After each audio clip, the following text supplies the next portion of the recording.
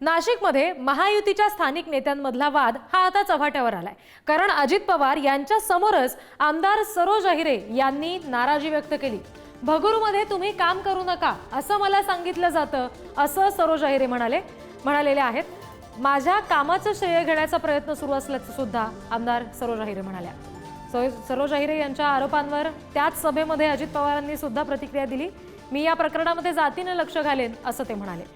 तुला काहीही कमी पडू देणार नाही असा विश्वास यावेळी अजित पवार यांनी आमदार सरोज अहिरे यांना दिला।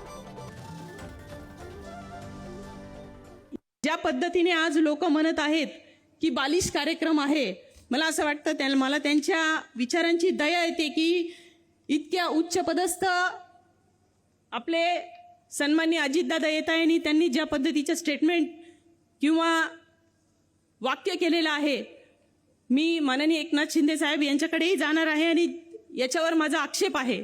आणि त्या आपल्या पत्राच्या अनुषंगाने पाठपुरावा केला, तांत्रिक मान्यता मिळाली आणि GR आला।